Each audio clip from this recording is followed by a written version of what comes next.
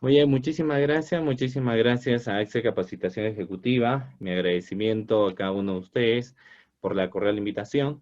De igual manera, a todos los participantes de este diplomado en teoría del delito. Esto nos permite analizar varios tópicos en sí. Cuando empezamos hablando sobre lo que es teoría del delito, uno empieza señalando varios tópicos bastante interesantes, bastante importantes que siempre debemos tener en cuenta, sobre todo a efectos de poder precisar cuándo nos encontramos ante una responsabilidad de un agente. Entonces, eso nos va a permitir a nosotros analizar varias cuestiones. Primero vamos a ir recordando lo que ustedes en anteriores sesiones de clase, entiendo yo, han tenido a bien de señalar que precisamente el derecho penal y la parte general, ¿no? La parte general de lo que viene a ser el derecho penal y sobre todo los primeros estudios sobre lo que se entiende respecto a lo que viene a ser una teoría, ¿no? Porque el análisis de teoría nos permite a nosotros ver qué entendemos y finalmente llegamos a la conclusión, y la doctrina mayoritaria también señala respecto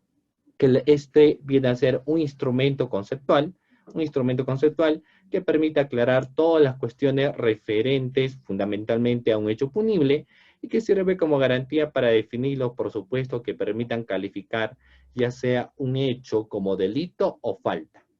Asimismo, podemos mencionar que mediante la teoría del delito se sistematizan criterios y argumentos desarrollados por la doctrina penal, lo que constituye una herramienta fundamental para la solución de los casos concretos. En general, es un instrumento fundamental para realizar, para criticar y para interpretar lo que viene a ser el derecho.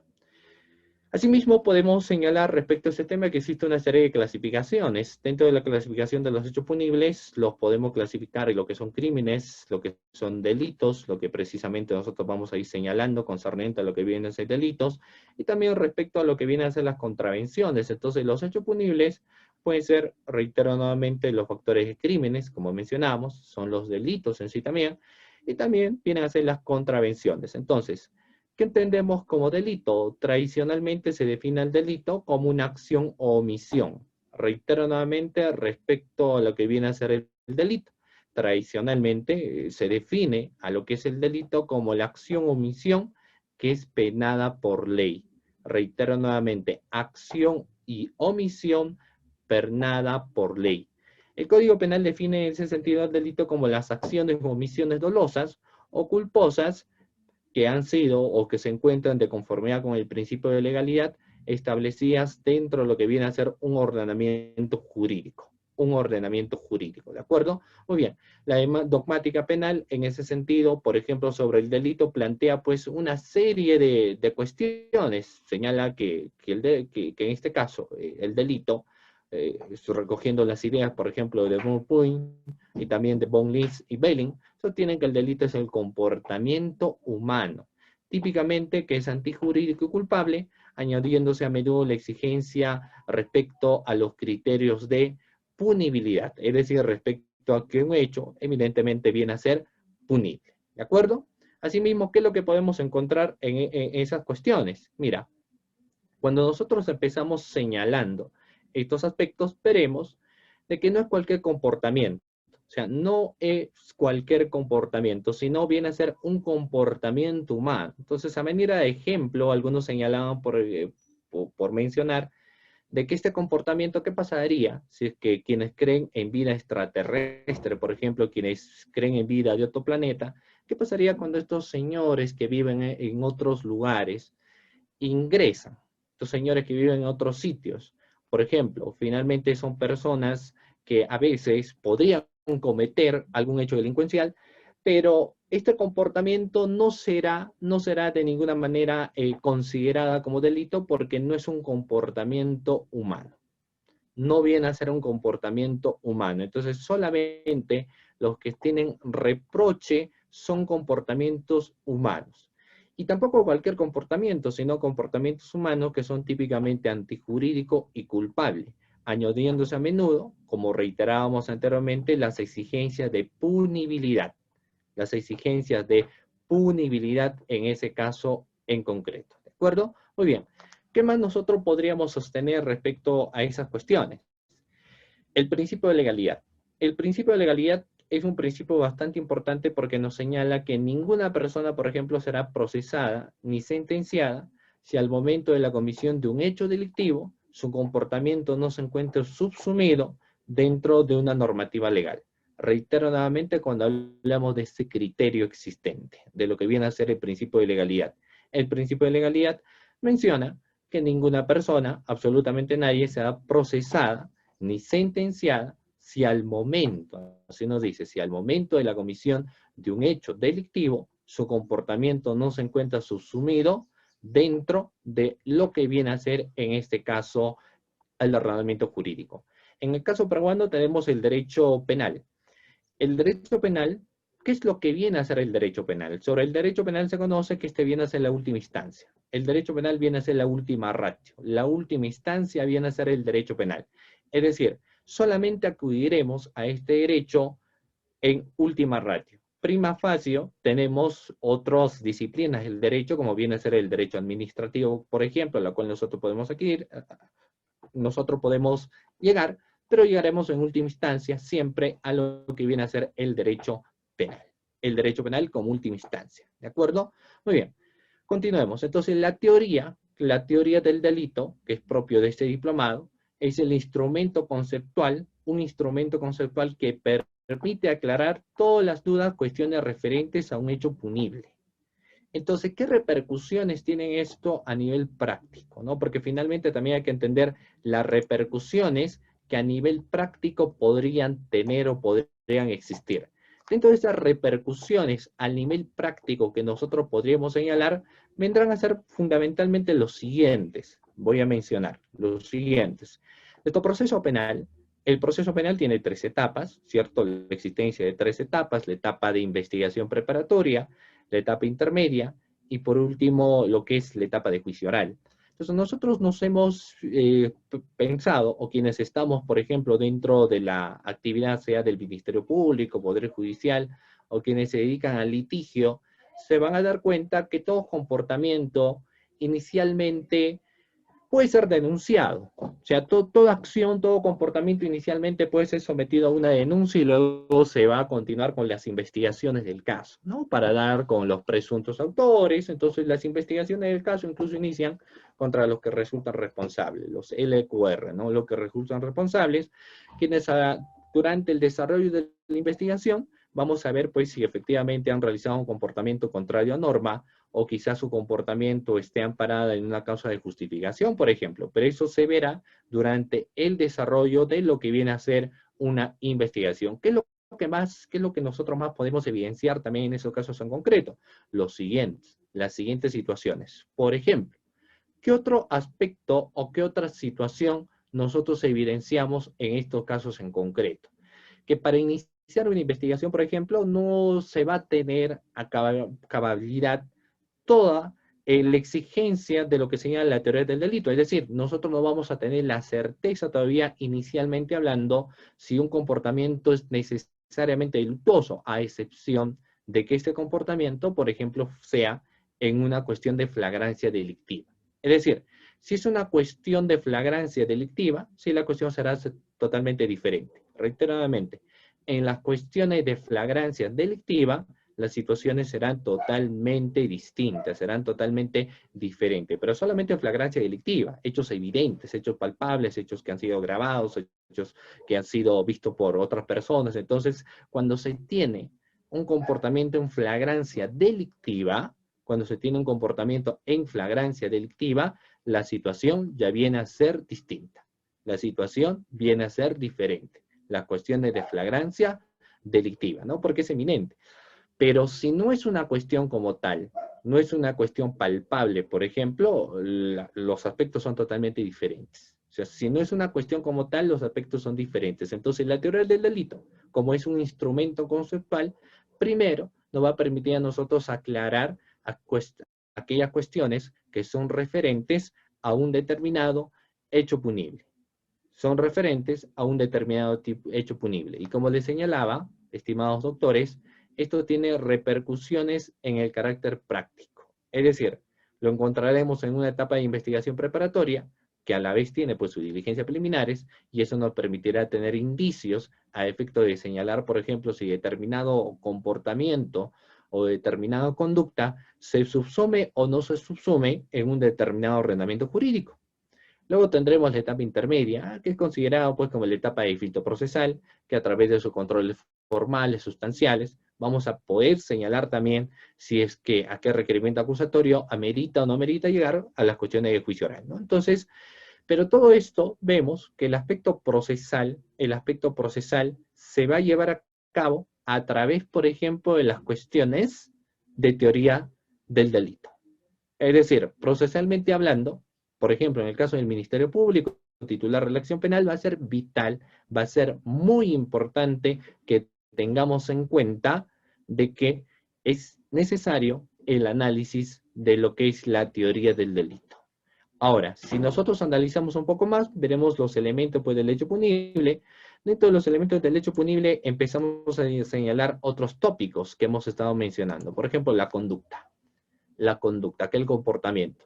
Hemos señalado algunos autores y hemos mencionado que la conducta puede darse de dos maneras. Es decir, la conducta a través de una acción se puede dar aquellos comportamientos comisivos o aquellos comportamientos omisivos.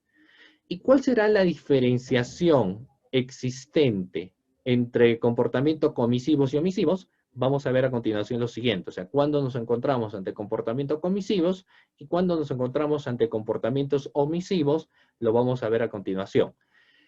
El comportamiento comisivo, el comportamiento por comisión, hay que tener en cuenta esto, los comportamientos comisivos, para que se pueda desarrollar esto, se necesita el movimiento corpóreo por parte de la gente.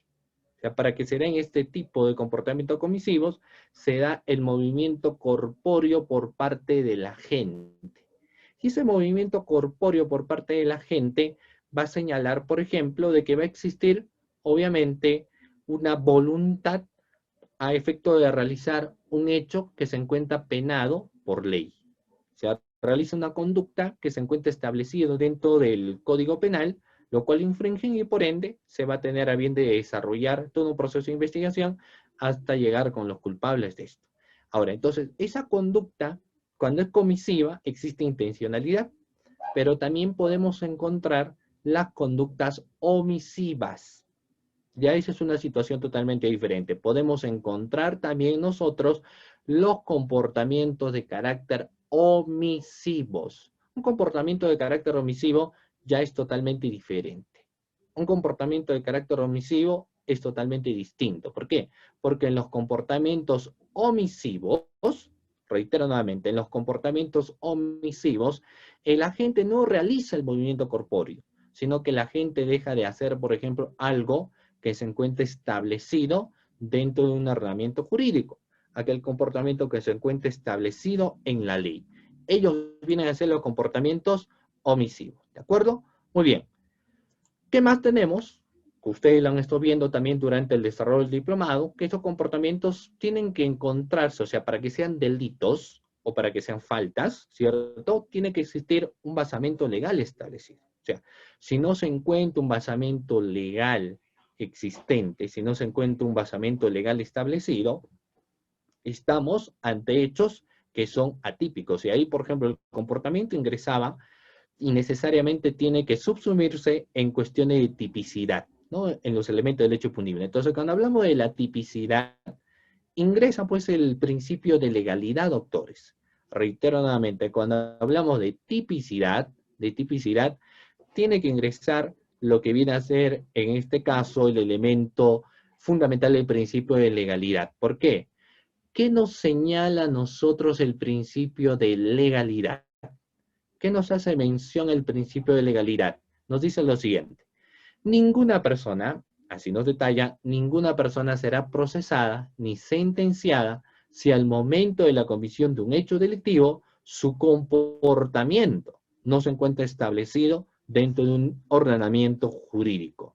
Si el comportamiento por parte de la gente no se encuentra establecido dentro de un ordenamiento jurídico, estaremos hablando de una cuestión de atipicidad. ¿Correcto? Reiteradamente, entonces, las cuestiones de tipicidad existe un ordenamiento jurídico en la cual se encuentra establecido ese comportamiento que va a ser sometido a un proceso de investigación y posterior sanción.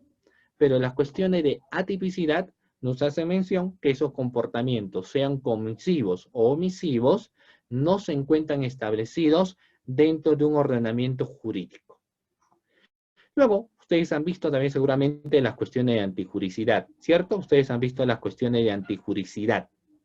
Cuando nosotros empezamos a mencionar las cuestiones de antijuricidad, incluso podemos encontrar las causas de justificación. Reitero nuevamente, cuando hablamos de los criterios de antijuricidad, incluso también podemos hablar de las causas de justificación. Cuando se pasan cada uno de estos elementos, conducta que sea típica antijurídica, finalmente arribamos a cuestiones de culpabilidad. Es decir, ahí vamos a señalar cuando un comportamiento amerita ser declarado culpable. Es decir, que cuando una persona debería ser declarado como culpable. Cuando una persona debería ser declarado como culpable, por ejemplo. Entonces, eso tenemos los elementos del hecho punible. La conducta, tipicidad, antijuricidad y cuestiones de culpabilidad. Dentro de la conducta también es importante pues enmarcar algunos criterios referidos, por ejemplo, a algunas teorías que solamente lo vamos a mencionar. Entiendo que ustedes en la primera sesión de clase lo han venido desarrollando. Como viene a ser la teoría de la causalidad, la teoría finalista y también la teoría funcionalista. De igual manera, resulta importante señalar también respecto al tratamiento de las personas jurídicas. Es decir, si las personas jurídicas en nuestro derecho penal tendrán algún tipo de responsabilidad de carácter penal o no. ¿De acuerdo? Y en nuestra legislación vamos a señalar que las personas jurídicas no tienen ningún tipo de responsabilidad de carácter penal. O sea, las personas jurídicas no tienen responsabilidad de carácter penal. A diferencia, por ejemplo, de los países de España, donde en España sí una persona jurídica podría tener responsabilidad de carácter penal. ¿De acuerdo? Entonces, si la persona jurídica en nuestra legislación no tiene una responsabilidad de carácter penal, ¿cuál es la responsabilidad que tiene? La responsabilidad que tiene son las responsabilidades de carácter accesorias. La responsabilidad que tiene son las responsabilidades de carácter accesorias. Así como existían cuestiones de acción, también se encontraban elementos de ausencia de acción, o sea, supuesto de ausencia de acción. Dentro de ellos, ¿qué es lo que se observaban?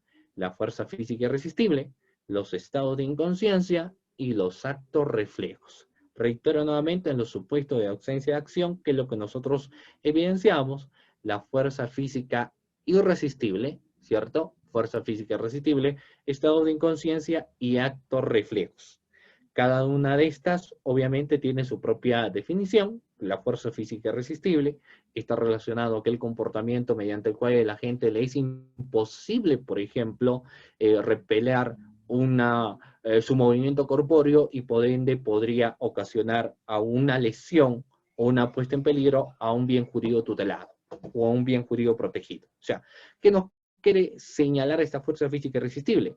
Que si se evidencia a través de un desarrollo, por ejemplo, de investigación, nosotros podemos darnos cuenta de que no será culpable pues en la gente. ¿Por qué? Porque nos encontramos ante una situación de fuerza física irresistible que podría haberse suscitado, que podría haberse desarrollado, que podría haberse dado.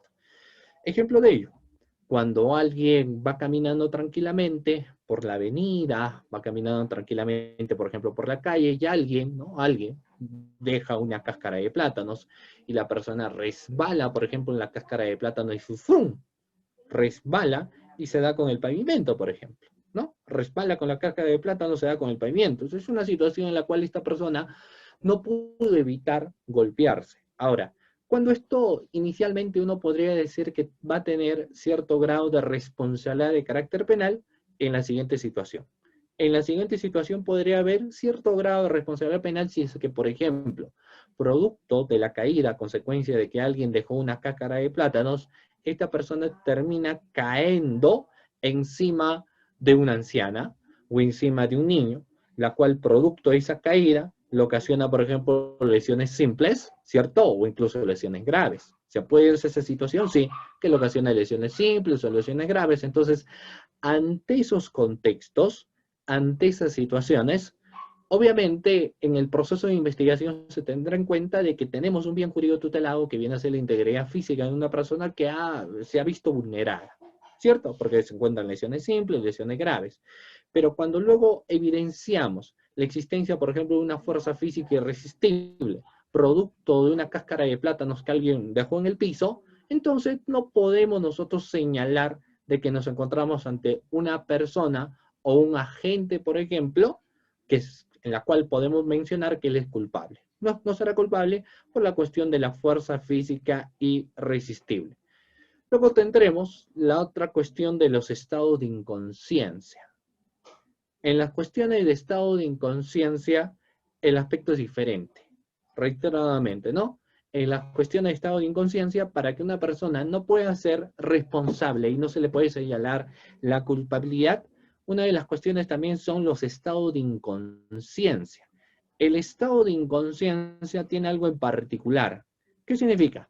La persona se tiene que encontrar en una situación la cual le es imposible discernir, por ejemplo. O sea, la cuestión de imposibilidad de discernimiento nos señalan a nosotros los estados de inconsciencia, la embriaguez extrema de una persona, cuando alguien ha consumido estupefacientes, por ejemplo, o sea, se llega a tal magnitud donde le es imposible a una persona poder darse cuenta de la realidad. Eso es un factor de un estado de inconsciencia. Luego tendremos las cuestiones de actos reflejos. Los actos reflejos no son otra cosa que los movimientos involuntarios que puede realizar el agente. O sea, cuando alguien viene, uno de los problemas más grandes que existe, por ejemplo, es la delincuencia, ¿no? O sea, uno de los problemas más grandes que existe viene a ser la delincuencia. La delincuencia es un problema que nos afecta, sin lugar a dudas, a toda la población, y por ende hay algunas personas que viven ciertamente atemorizadas en estas cuestiones. O sea, viven un tanto preocupadas en estas cuestiones, ¿no? Entonces, muchas veces podemos tener movimientos corpóreos involuntarios si es que alguien viene, por ejemplo, a asaltarnos. Si alguien viene a quitarnos el celular, si alguien viene a quitarnos, no sé, la billetera, o si alguien sencillamente se quiere acercar a nosotros para poder golpearnos, podemos tener actos reflejos. Podemos tener actos reflejos, ¿correcto? Entonces, en los supuestos de ausencia de acción, veremos fuerza física irresistible, veremos los estados de inconsciencia y veremos también los actos reflejos. Veremos también los actos reflejos. Entonces, el delito, que tradicionalmente nosotros lo estamos conociendo, es considerado como una acción que es típica, antijurídica, culpable, punible. Reiteradamente, cuando hablamos del delito, viene a ser la acción. ¿Y qué acción? Típica, antijurídica, culpable y punible. ¿Y cuándo existe acción? Siguiente diapositiva. Cuando mencionábamos sobre el tema de acción, la acción no solo supone un hacer, nos decía. O sea, la acción no solamente supone un hacer, que es un movimiento corpóreo, etcétera, sino también un no hacer, que esto viene a ser una cuestión de una omisión. Reiteradamente, la acción no solo supone un hacer, sino también un no hacer, que en este caso viene a ser una omisión. Pero ¿qué es lo que hace o no hace la conducta pues esperada por el legislador? Por ello los delitos se pueden realizar tantos como delitos por acción y delitos por omisión. ¿De acuerdo? Entonces, ellos tenían su parámetro, pues, en los aspectos generales, ¿no? De la teoría del delito, y sobre todo cuando hablábamos de la tipicidad, que ya hemos señalado, la antijuricidad, que tiene su propio contexto, que ustedes lo han estado viendo, para arribar a las cuestiones de este elemento de culpabilidad. ¿Qué es la culpabilidad? Es la capacidad de reprochabilidad. O sea, cuando nosotros decimos que una persona es culpable, cuando previamente a ello ha tenido a bien de pasar, por ejemplo, por los otros elementos de la teoría general del delito. Se ha tenido que pasar por los otros elementos de la teoría general del delito, como bien es la acción, la tipicidad, las cuestiones de antijuricidad, finalmente para arribar si determinado comportamiento amerita o no una reprochabilidad. Entonces encontramos la capacidad de reprochabilidad en ese caso en concreto. Solo para mencionar, Dentro de ello, respecto, esos son los comportamientos comisivos, pero también respecto a los comportamientos omisivos, significarían dos cuestiones, ¿cierto? Que lo vamos a dejar para más adelante, dicho sea de paso, que esto está referido, por ejemplo, a la omisión pura y a la omisión por comisión. Reiteradamente, esto está referido en la clasificación de las omisiones, que es un no hacer. Entonces, cuando uno analiza un no hacer, muchos en sus inicios de esos análisis de los comportamientos delictivos decían, pero ¿cómo un no hacer repercute necesariamente en un comportamiento contrario a norma? Es decir, ¿cómo un no hacer significa que una persona es culpable? Entonces, un no hacer tiene dos parámetros, pues. Tiene un primer parámetro de la omisión pura y el otro la omisión por comisión. Cuando hablamos del criterio fundamental de la omisión pura, reitero nuevamente, cuando hablamos del criterio fundamental que viene a ser la omisión pura, que es lo que hace referencia a la omisión pura es aquella omisión que se encuentra establecida necesariamente dentro del ordenamiento jurídico. Eso viene a ser la omisión pura, aquel comportamiento que se encuentra establecido dentro de lo que es un ordenamiento jurídico. La omisión de prestar auxilio a una persona, por ejemplo. La omisión de prestar auxilio a un individuo se encuentra establecido dentro de nuestro ordenamiento jurídico, entonces es un tipo de omisión pura. La omisión de avisar a la autoridad si es que nosotros conocemos de la existencia de un presunto hecho delictivo, también será un contexto de omisión pura. Entonces, las omisiones puras, reitero nuevamente, son aquellas que se encuentran establecidas dentro de un ordenamiento jurídico. El otro aspecto son las omisión por comisión. Ya, la omisión por comisión ya está bien a ser una situación ya totalmente diferente cuando hablamos de los criterios de omisión por comisión. O sea, son cuestiones totalmente distintas. Sigamos, bueno, estos son algunos ejemplos, omisión pura y los omisión por comisión que luego vamos a aterrizar en ese caso en concreto. ¿De acuerdo? Muy bien. Pero luego, acá nos permite, vamos a ingresar a los criterios de culpabilidad. A efecto de proseguir con la sesión de la clase que tenemos, pregunta a los participantes, ustedes tienen el chat, si es que pueden visualizar la diapositiva. A ver si me confirman ahí, si es que ustedes pueden visualizar la diapositiva. ¿De acuerdo? Muy bien. Sí, conforme, doctor. Perfecto, muy bien, muchísimas gracias, me señalan que sí, efectivamente, ustedes pueden visualizar la diapositiva que estamos proyectando, correcto, muy bien. Entonces vamos a ver ahí la siguiente cuestión. Miren, vamos a ver el siguiente aspecto, la culpabilidad, ¿qué es en sí? La culpabilidad en el delito. ¿Cuándo hablamos de la culpabilidad en el delito? Sobre la culpabilidad en el delito se puede entender por culpa, y ahí empezamos las definiciones grandes que dan sobre criterios de culpabilidad. La culpabilidad se puede entender por culpa la posibilidad de prever o la previsibilidad de un resultado no requerido. Esta es otra de las formas, pues, de participación del sujeto en el hecho junto al dolo, el cual se puede definir como la conciencia de querer y la conciencia de obrar. Es decir, para señalar que una persona es finalmente culpable, se hace un análisis subjetivo. Reitero nuevamente, para empezar señalando que una persona es culpable o no de un comportamiento, se empieza realizando un análisis, pero del elemento subjetivo. O sea, cuando empezamos a aterrizar sobre cuestiones de culpabilidad, hay que analizar si ese comportamiento se ha dado por dolo o se ha dado por culpa. Entonces, la cuestión dolosa es la cuestión premeditada. La cuestión dolosa es la cuestión intencional. O sea, por ende, muchas teorías respecto a los temas de culpabilidad señalan conciencia y voluntad, ¿cierto? Conciencia y voluntad. Hay quienes solamente prefieren señalarla como voluntad porque entienden que ya se encuentra la conciencia. Entonces, conciencia y voluntad, ¿de acuerdo? Pero la conciencia y voluntad, ¿para qué? Para realizar un comportamiento que se encuentra penada por ley. O sea, como el delito contra el patrimonio. En el delito contra el patrimonio, vamos a ver que en robo, ¿cierto? Para la configuración del delito de robo, el agente tiene que actuar con destreza.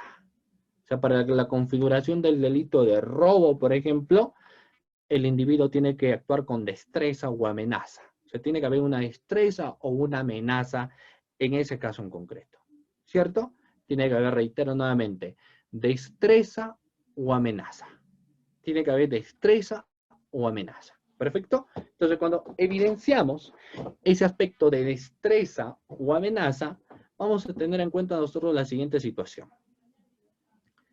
Si alguien, por ejemplo, comete un robo a una persona, se va a analizar si ese comportamiento ha sido premeditado, y evidentemente en la configuración de este delito de robo, los delitos de robo se dan en el análisis de subjetividad, se dan siempre con dolo.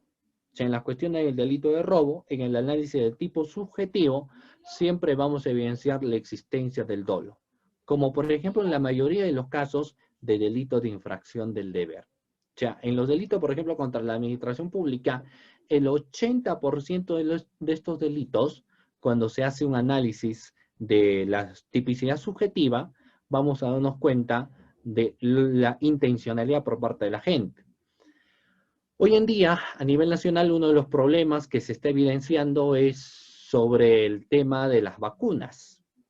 En el caso de las vacunas, hay quienes, por ejemplo, señalan que las autoridades no deberían, pues, o esas autoridades o personas que ocupan cargos importantes, no tenían de ninguna manera a bien de haberse vacunado, señalan, ¿no? Porque esto no solamente sería una cuestión de una falta de carácter ético hacia la población, sino que posiblemente traiga otras responsabilidades. Entonces, hace unos días consultaban si estos comportamientos de ponerse la vacuna, ¿qué tipo de delitos, por lo menos indiciariamente, se configurarían, ¿no? Porque es el primer llamado que se hace. ¿Qué tipo de delitos a nivel indiciario, por lo menos, por ejemplo, se configurarían? Entonces uno va a evidenciar que el delito que se podría configurar, reiteradamente, el delito que se podría configurar inicialmente hablando sería el delito de aprovechamiento indebido del cargo, conocido como negociación incompatible. Entonces, estos comportamientos, por ejemplo, son comportamientos netamente dolosos. Son comportamientos netamente dolosos, son comportamientos intencionales, son comportamientos donde existe el dolo, ¿de acuerdo? La premeditación para realizar, ¿qué? Un comportamiento contrario a norma. Entonces, en las cuestiones de culpabilidad, también nos permiten a nosotros analizar la conciencia del individuo para determinar si es que esta persona tuvo intención de realizar un comportamiento contrario a norma o quizás tuvo culpa, netamente culpa, porque ¿qué se entiende por cuestiones de culpabilidad también? Mucho se habla de doble culpa. La culpabilidad está relacionado a los factores de negligencia, por ejemplo, colinda en ocasiones incluso con lo que viene a ser el dolo eventual, pero está relacionado a las situaciones de negligencia. ¿De acuerdo? Muy bien. Luego nos habla que la culpabilidad también lo vamos a definir por ende en delitos culposos, que tienen una especial prerrogativa, que lo vamos a ir señalando más adelante. Entonces, ¿cómo lo definimos? Hay muchos autores que empiezan haciendo definiciones respecto a lo que viene a ser la culpabilidad. Podemos tener, por ejemplo, a Bela Treviño, Alfonso Reyes, ¿de acuerdo? O algunos libros de Luis Jiménez de Osúo o Hernando Grisanti Aveledo, respecto a la definición que empiezan a dar sobre la culpabilidad. Entonces vamos a ver una de ellas. ¿Qué opina, por ejemplo, Alfonso Reyes respecto a la culpabilidad? ¿Qué termina señalando? Que es la ejecución de un hecho típico y antijurídico, nos dice. Esa es la culpabilidad. Es decir, acción, en ese sentido, el primer elemento de la teoría del delito, lo encontramos. Pero nos dice que es típica. Entonces, la tipicidad, como les estaba señalando anteriormente, nos permite a nosotros analizar de que toda conducta debe encontrarse establecida dentro de un ordenamiento jurídico. Si dicho comportamiento por parte de un agente no lo encontramos nosotros establecido, reitero nuevamente, si dicho comportamiento por parte de algún agente no lo encontramos nosotros establecido dentro de un ordenamiento jurídico, no estaremos hablando de los criterios de tipicidad, sino estaremos hablando de las cuestiones de atipicidad, por ejemplo, en ese caso en concreto, ¿de acuerdo? Y hemos señalado también, y luego lo vamos a profundizar más adelante, que los criterios de antijuricidad es contrario a norma. Las cuestiones de antijuricidad es contrario a derecho, ¿de acuerdo? Muy bien. Siguiente. Siguiente factor importante que vamos a tener que señalar también acá. ¿Qué más? Entonces, Alonso Reyes dice que tiene que existir, obviamente, cuestiones establecidas en un ordenamiento jurídico y no tiene que haber ningún tipo de causa de justificación. Y ahí les lanzo el primer ejemplo de la clase del día de hoy, a todos los participantes. Vamos a ver en este primer ejemplo lo siguiente, estimados participantes. Por ejemplo, vamos a ver, miren. Si una persona, cualquiera de nosotros, reiteradamente cuestiones de inseguridad ciudadana, hace que muchas personas incluso terminen portando armas. Hay personas que tienen armas, por tema de seguridad, tienen licencia de portar armas, etcétera, pero lo hacen reiteradamente por las cuestiones de su seguridad. Entonces, ¿qué pasaría si esta persona un día está caminando, o usted puede haber realizado algunas compras, y bajan dos sujetos de una camioneta con lunas polarizadas? Los sujetos que bajan van con, por ejemplo, con armas, ¿no? Tienen armas, tienen revólver, por ejemplo, pistolas, etcétera, y van directo a encañonarlos. Más, uno de ellos lo dispara, pero el disparo le llega, logra rozar, por ejemplo, la pierna derecha de acá de este transeúnte. Y cuando estos se acercan, el transeúnte, porque saben que lo van a robar, y uno de ellos lo está apuntando con el arma, lo que hace él es sacar su arma y da un disparo. Un disparo que le impacta a uno de los delincuentes en el pecho, muriendo en el acto. El otro delincuente lo que hace es subirse a la camioneta y termina emprendiendo veloz carrera. Veloz carrera. Entonces, si alguien denuncia o si el Ministerio Público de oficio quiere tomar este caso, se iniciaría pues una investigación. Se iniciaría una investigación. Reitero nuevamente, no nos olvidemos, la sentencia plenaria 1/2017. Reitero nuevamente, la sentencia plenaria 1/2017. ¿Por qué? Porque ¿qué nos habla la sentencia plenaria 1/2017? Los estándares de sospecha, y la teoría del delito se tiene que acomodar a estos estándares de sospecha. ¿De acuerdo? O sea, solamente podemos tener a ciencia cierta cada uno de estos elementos, quizás cuando haya una sentencia firme y condenatoria, pero ante eso posiblemente no. Antes de eso, reiteradamente, posiblemente que no. ¿De acuerdo? Entonces, prosigamos en el ejemplo que les he señalado. Persona que mata a un delincuente porque dos delincuentes bajaron de su camioneta con lunas polarizadas, lo apuntaron con el arma y lo querían matar. La pregunta es, ¿estaremos ante la lesión de un bien jurídico tutelado, que en este caso viene a ser la vida? Pregunta a los participantes en los hechos que les he narrado. ¿Estaremos ante un bien jurídico tutelado? Bien jurídico tutelado, reitero nuevamente, establecido en nuestro ordenamiento jurídico. ¿Encontraremos o no encontraremos esto, estimados participantes? Sí, ¿cierto? ¿Cuál vendrá a ser ese bien jurídico tutelado? ¿Cuál es el bien jurídico protegido? El bien jurídico tutelado o bien jurídico protegido, en este caso vendría a ser la vida. ¿Cierto? Entonces, la vida. ¿Tenemos bien jurídico protegido? Sí. ¿Cuál es el bien jurídico protegido? La vida. ¿Cierto? Bien jurídico protegido que viene a ser la vida. Entonces, la vida es un bien jurídico tutelado por el derecho penal, que en el caso que yo les estoy señalando, se ha visto afectada con este comportamiento. ¿Cierto? Se ha visto afectada. Entonces, ¿tendremos acción? Sí, nos encontramos ante la existencia de una acción. Ahora, esa acción realizada por este agente, que ha ocasionado, pues obviamente, la lesión bien jurídico tutelado que viene a ser la vida, ha desplegado un movimiento corpóreo porque sacó el arma y realizó un disparo, viene incluso el pecho también de la víctima de Frum, realizó el disparo. Entonces podemos evidenciar si esa acción, si ese comportamiento se encuentra establecido o no se encuentra establecido dentro de un ordenamiento jurídico. O sea, ese comportamiento de matar a alguien, ¿qué delito tendríamos inicialmente? ¿Qué delito estaremos hablando en este caso de este señor que realiza disparos al pecho de uno de los delincuentes, la cual murió. Estaríamos hablando de un presunto delito de homicidio, ¿cierto? Inicialmente el Ministerio Público seguramente va a iniciar su investigación por el presunto delito de homicidio, claro, como dice Mike, el presunto delito de homicidio. Estamos hablando inicialmente, luego veremos los otros factores. Ahora, cuando analizamos la antijuricidad, sí ahí ingresa algo muy importante, ¿cierto? ¿Por qué? Porque cuando analizamos antijuricidad en el caso que yo les señalo, ¿habrá algún tipo de causa de justificación? Si en el ejemplo que yo les menciono, ¿encontraremos nosotros algún tipo de causa de justificación o no encontraremos algún tipo de causa de justificación? Sí. Si encontramos nosotros algún tipo de causa de justificación, la pregunta es, ¿qué causa de justificación encontraríamos? ¿Qué causa de justificación estaríamos encontrando? ¿Será legítima defensa? Yo creo que sí.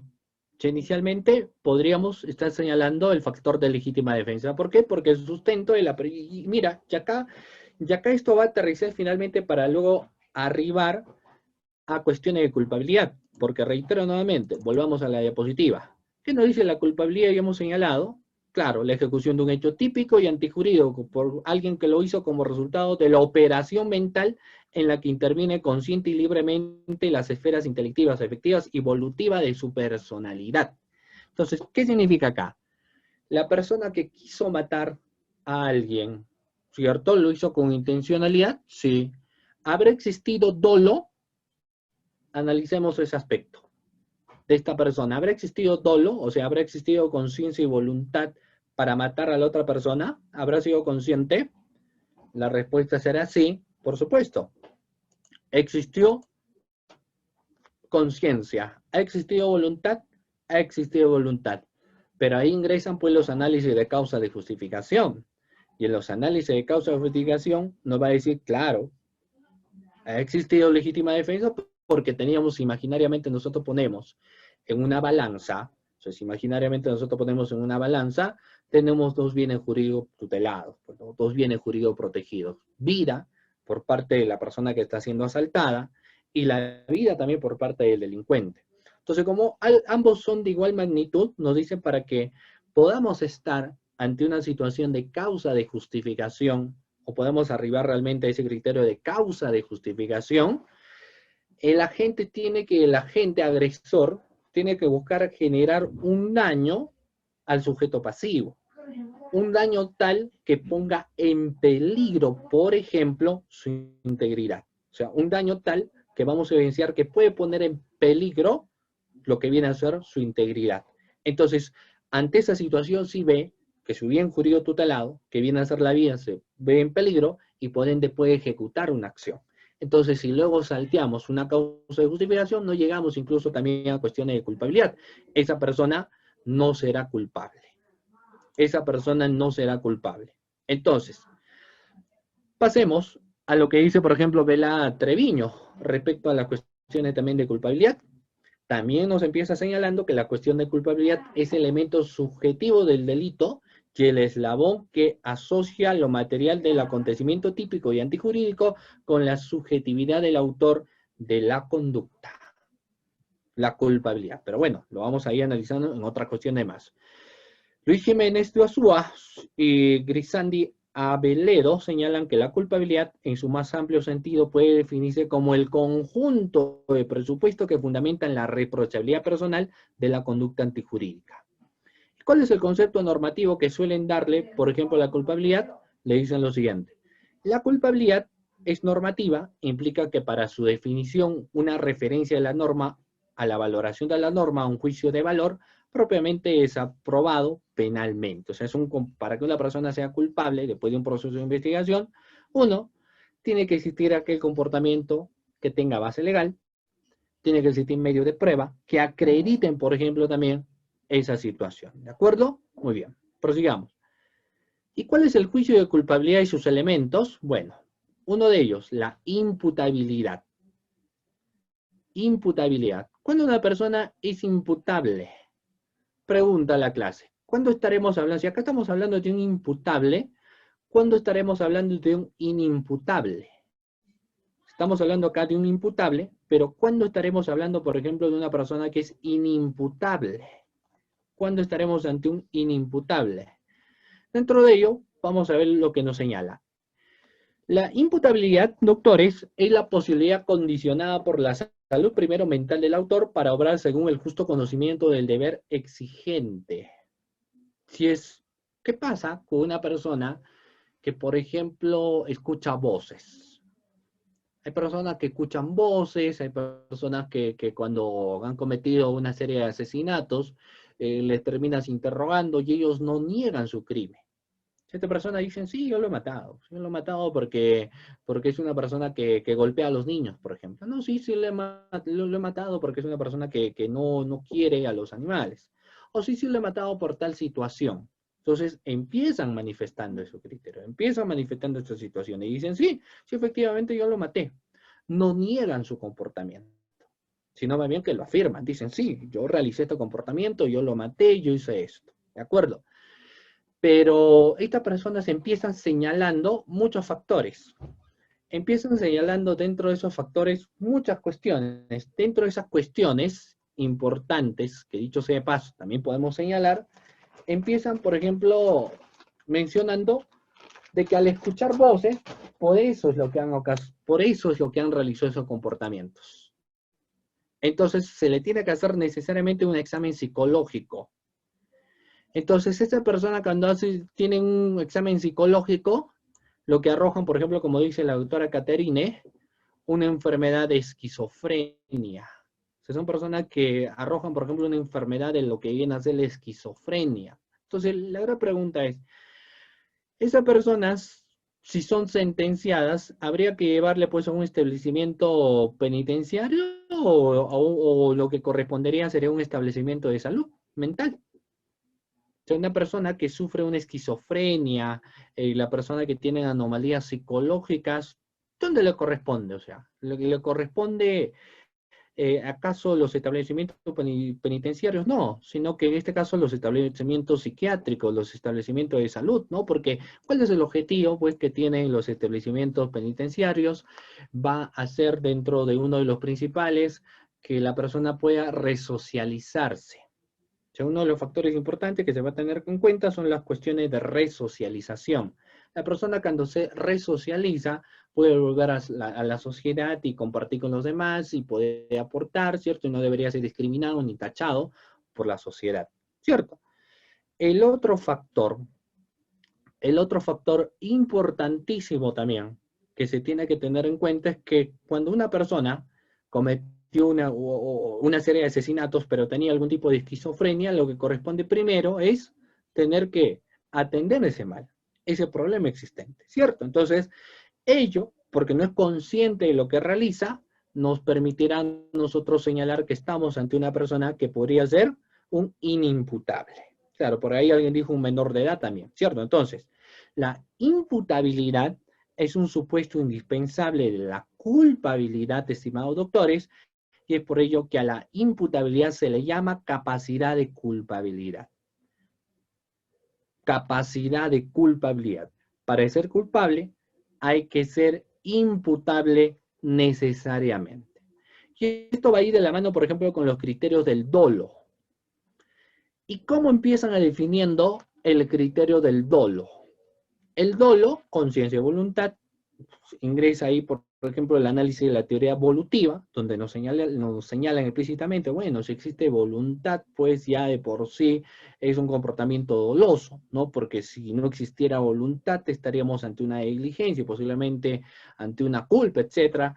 Quienes mantienen de que no debería haber una teoría evolutiva, solamente cuando uno habla, debería solamente existir la teoría evolutiva, o sea, cuando ya existe voluntad, existe dolo, pero hay quienes señalan no, es muy separado la cuestión de voluntad y los criterios de dolo también. Entonces el dolo es la voluntad consciente y no coaccionada de ejecutar o omitir un hecho lesivo o peligroso para un interés legítimo de otro, del cual no se tiene la facultad de disposición, conociendo no que tal hecho está reprimido por la ley. También, respecto al dolo, podemos decir lo siguiente: consiste en aquella conducta que intencionalmente provoca, reitero nuevamente, consiste en aquella conducta que intencionalmente provoca, refuerza o deja de subsistir una idea errónea en otra persona con la conciencia de que ese error tendrá valor determinante en la emisión de su declaración de voluntad. En la emisión de su declaración de voluntad. Siguiente. ¿Y cuáles son los elementos del dolo? Hay un elemento intelectual. El elemento intelectual va de la mano con el criterio de conciencia. Siguiente. Luego se habla de un elemento emocional, volitivo o afectivo. ¿En qué consiste este otro elemento emocional, volitivo o afectivo? ¿En qué consiste, reiteradamente, este otro elemento que estamos señalando que es el elemento emocional, el volitivo o afectivo? Vamos a ver, que consiste en que no basta para que haya dolo, reitero nuevamente, no es suficiente, no basta, reitero, no es suficiente y no basta que para que haya dolo, que la gente se represente un resultado antijurídico determinado, sino que es menester que desea la realización de ese resultado típicamente antijurídico. La escuela positivista, por ejemplo, combate insuficientemente el concepto clásico del dolo, integrando únicamente por la concurrencia de la inteligencia y de la voluntad, y lo hace consistir en 3 elementos. ¿Cuál viene a ser respecto al dolo? Primero, la voluntad. Luego, los criterios de la intencionalidad, finalmente el fin. Eso viene a ser el dolo. La intención, o sea, si bienes jurídicos protegidos, el bien, el cuerpo y la salud. Y también otra más como son el correcto funcionamiento de la administración pública. Como nosotros estamos señalando, por ejemplo, reiteradamente, estas cuestiones de estado de emergencia en la cual hemos estado últimamente mencionando, se evidencia también otros factores bastante interesantes, como por ejemplo, vamos a mencionar la voluntad que podrían tener determinados funcionarios y servidores públicos de poder favorecerse ellos y ser inoculados, por ejemplo, con algún tipo de vacuna, ¿no? Entonces ellos, aparte de la voluntad que tienen, la libre predisposición de hacer de las vacunas que sean inyectadas para ello, existe también una intencionalidad. ¿Y cuál es el fin de todo ello? Pues protegerse de la pandemia del COVID-19. Entonces, nos señalan en esas cuestiones. Ese dolo que estamos mencionando tiene que tener precisamente esos 3 elementos: los criterios de voluntad, las situaciones de intencionalidad y el fin. Reiteradamente, la voluntad, la intención y el fin. Sigamos. La voluntad, reiteradamente, la voluntad se refiere al acto en sí, como en el disparo de un revólver para que pueda ser requerido o accidental. La intención se refiere al motivo por el cual el acto con que esta intención se ha buscado producir, como el disparo de revólver dirigido deliberadamente a matar, a buscar un fin, vengar la ofensa, lograr el robo, defender a la persona o ejecutar una orden de autoridad, por ejemplo. ¿De acuerdo? De una cuestión, reiteradamente, de orden de autoridad, también que obviamente podrían evidenciarse también estos factores. Podrían evidenciarse también estos elementos bastante importantes que uno podría tener en cuenta. ¿De acuerdo? Muy bien. Prosigamos. Dolo y culpa. ¿Qué entendemos por los criterios de dolo y culpa? Hemos señalado el dolo, viene a ser la intencionalidad que tiene la gente de realizar un comportamiento contrario a norma. Eso viene a ser el dolo. La intencionalidad que tiene la gente para realizar un comportamiento contrario a norma. En el dolo la gente es consciente de que quiere dañar el bien jurídico protegido y finalmente lo hace. Eso viene a ser el dolo. El dolo la gente es consciente de que quiere dañar el bien jurídico protegido, tutelado por norma, y finalmente lo realiza, finalmente lo hace. Los delitos dolosos de comisión se caracterizan porque existe identidad entre lo que el autor hace objetivamente y lo que quiere realizar. Eso viene a ser el dolo. Pero la culpa, el sujeto no busca ni pretende lesionar el bien jurídico, pero por su forma de actuar arriesgada y descuidada, produce la lesión. Según, por ejemplo, nuestro ordenamiento jurídico, solo es punible la realización dolosa de los tipos, mientras que a las disposiciones concretas de la parte especial no está también penada expresamente la actuación culposa. Bueno, En el caso de nuestra legislación, sí, nosotros señalamos que los comportamientos pueden ser tanto por dolo y los comportamientos también se pueden dar por culpa. ¿Cuáles son las clases de dolo o los tipos de dolo que podríamos encontrar? Dentro de las clases de dolo que nosotros podríamos evidenciar son las siguientes. Una de ellas, el dolo. Hemos señalado, y acá nuevamente empezamos mencionando. El dolo, conciencia y voluntad de realizar el tipo objetivo de un delito. El dolo es saber y querer. El agente, reiteradamente, actúa con conciencia, que es el elemento cognitivo o intelectual, y voluntad, que es el elemento volutivo. Para actuar dolosamente no basta con el mero conocimiento de los elementos objetivos del tipo, es necesario además querer realizarlos, nos señala. Es también indispensable tener que realizarlos. Se distinguen, en ese sentido, doctores, tres formas de dolo. Para finalmente ver, reiteradamente, en los criterios de culpabilidad y señalar si una persona es culpable o no es culpable. Entonces, ¿cuáles serán esos tipos de dolo existente o qué tipos de dolo nosotros podemos encontrar? Primero, el dolo directo o de primer grado. Luego, se puede evidenciar el dolo de segundo grado o de consecuencias necesarias. Y por último, el dolo eventual. Reitero nuevamente en criterios de análisis del dolo. El dolo directo o de primer grado. Luego es el dolo de segundo grado o de consecuencias necesarias. Y finalmente podemos encontrar el dolo eventual. Tres tipos de dolo existentes. Reitero nuevamente, tres tipos de dolo existentes. Cuando hablamos en el primer caso, el dolo directo o de primer grado, el agente logra el resultado que persigue. ¿Qué significa cuando el agente logra el resultado que persigue? Juan idea matar a Pedro, por ejemplo, planifica matar a Pedro, eso es lo que él ya ha pensado, hay un grado de conciencia, hay un grado de voluntad, y logra el resultado, o sea, logra matarlo. Logra matarlo. Es más, ahí ingresa la figura del análisis del intercrímenes, porque Carlos puede decir, lo voy a matar, pero envenenándolo. O lo voy a matar dándole 5 balazos a la altura del pecho. Por ejemplo, 4 a la altura del pecho y 1 a la altura de la cabeza. Entonces, va teniendo un grado de intencionalidad. O sea, piensa, y hay idea esta situación. Entonces, el dolo directo de primer grado, el agente que pensó realizar un comportamiento contrario a norma, termina desarrollándolo, termina ejecutándolo. O sea, se consuma lo que ha pensado en el dolo directo de primer grado. En el siguiente, el dolo de segundo grado o de consecuencia necesaria, el sujeto asume las consecuencias que aunque no persigue, sabe que procederán o que producirán con seguridad. Vamos a ver. ¿Qué significa esto en el dolo de segundo grado de consecuencias necesarias? Por ejemplo, Juan tiene la intencionalidad de robar el banco. O sea, Juan dice, no, yo voy a robar el banco.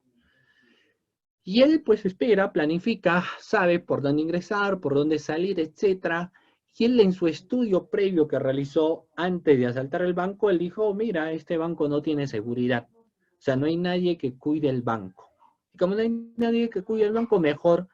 Pero para la mala suerte de él, ese día, cuando va a robar al banco, se da cuenta que está pues un agente de seguridad contratado recién ese mismo día lo contrataron, etc. Y él dice que no contaba pues con que estuviera un agente de seguridad. Él no tiene la intencionalidad de matar a este agente de seguridad, sin lugar a dudas, pero, o sea, no tiene la intencionalidad de matar a este agente de seguridad, pero como su objetivo es robar y no lo va a poder hacer porque se encuentra este agente de seguridad, él dice, lo tengo que matar. Lo tengo que matar, porque si no lo mato, no voy a poder ingresar al banco a robar. Si lo mato, ingreso al banco a robar. Es decir, en el análisis, por ejemplo, del intercrímenes, los actos preparatorios de la comisión del hecho delictivo, el objetivo que tenía este delincuente era robar. Si llamemos entre comillas, sencillamente era robar. O sea, no era su intencionalidad matar a nadie porque él no sabía que incluso había agentes de seguridad, etc. pero como apareció en ese momento un agente de seguridad, él dijo, lo tengo que matar para poder robar. Entonces, como fue una situación o una circunstancia la cual surgió en ese momento, esto será un dolo de segundo grado o de consecuencia necesaria. ¿De acuerdo? Y cuando estamos ante un dolo eventual, el agente no quiere producir un resultado, pero considera que este es de probable producción.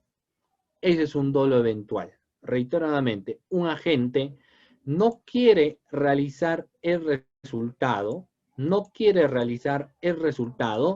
pero sabe que esto es probable. Ya ingresamos de los temas de los riesgos. Ahí ingresa el análisis de los riesgos existentes.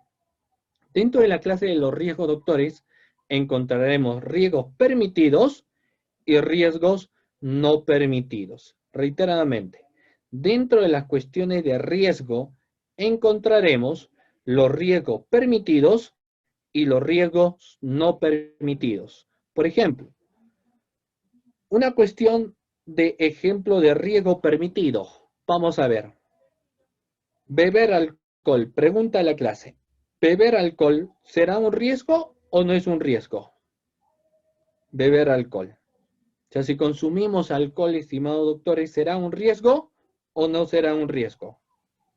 No es un riesgo. ¿La bebida de alcohol será un riesgo o no es un riesgo? Sí es un riesgo, ¿cierto? Pero ¿es un riesgo permitido o es un riesgo no permitido? Si el beber alcohol, claro, es un riesgo. La persona que, por ejemplo, bebe demasiado alcohol podría luego sufrir las consecuencias de la misma, ¿no? Beber en exceso causa daño, entonces obviamente podría darse, pero ese beber alcohol será un riesgo de carácter permitido o no permitido. Es un riesgo permitido, ¿cierto? Es un tipo de riesgo, sí, pero es un riesgo permitido. Es un riesgo permitido. ¿De acuerdo? Muy bien. Sigamos en estas cuestiones. Fumar. ¿Fumar es un riesgo o no es un riesgo? Cuando una persona fuma, ¿va generando un riesgo o no es un riesgo fumar? Sí. ¿Pero es un riesgo permitido o es un riesgo no permitido el hecho de fumar? Si es un riesgo, pero es un riesgo permitido, ¿cierto? Si es un riesgo, pero es un riesgo permitido, tolerado por la sociedad. Pasemos a lo siguiente. Conducir un vehículo.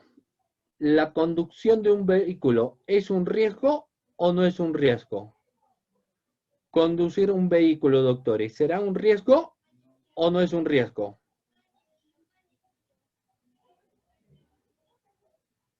Sí es un riesgo.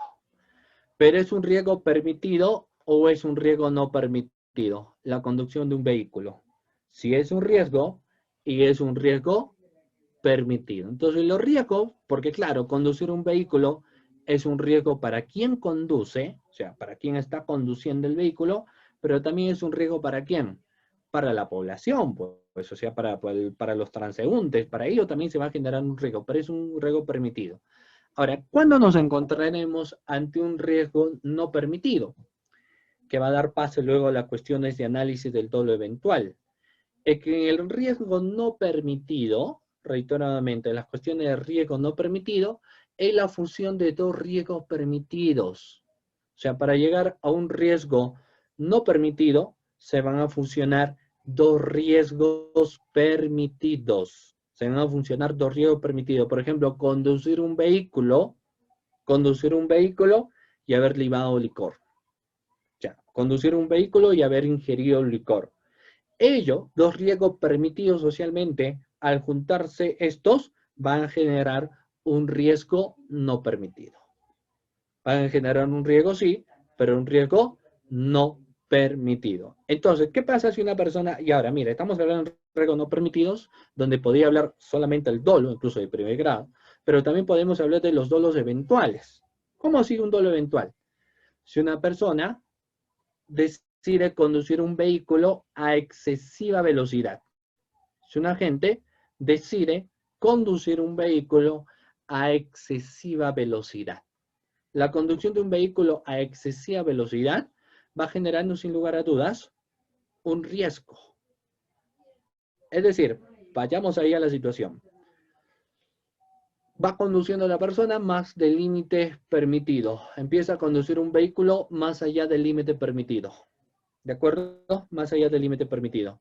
Sin embargo, decide correr riesgo y él sabe que la conducción del vehículo a una velocidad excesiva puede generar una situación como, por ejemplo, que algún transeúnte camine o que él mismo pierda el equilibrio y termine impactando en el transeúnte y termina ocasionándole, por ejemplo, la muerte. Entonces, esta persona podría haber evitado este acontecimiento si no lo hizo. Entonces, actuó con un dolo eventual, una intención, ¿cierto? Una intencionalidad. Eso es un dolo eventual. Claro, por ejemplo, lo que hacen piques, podría darse el caso, si ellos saben que el hecho de hacer un pique va a generar un riesgo, ¿cierto? Y ellos lo asumen como tal, es un dolo eventual. ¿De acuerdo? Y cuando nos encontramos, por ejemplo, ante las llamados ausencia de dolo. O sea, ¿cuándo nos encontraremos ante una situación en la cual nosotros digamos, acá no existe dolo, acá existe ausencia de dolo? ¿Cuándo nos encontramos ante una situación de ausencia de dolo? Vamos a ver. Es el desconocimiento de todos o algunos de los elementos subjetivos integrantes del tipo penal. Error de tipo, ausencia de dolo. Aquí la gente actúa por ignorancia o tiene una falsa representación de la realidad. Cuando el error de tipo es vencible, el delito subsiste siendo la responsabilidad a título de culpa. Si el error del tipo es invencible, se excluye la responsabilidad dolosa y culposa. La diferencia entre ambos errores dista de la posibilidad de superar el error con la debilidad de la diligencia.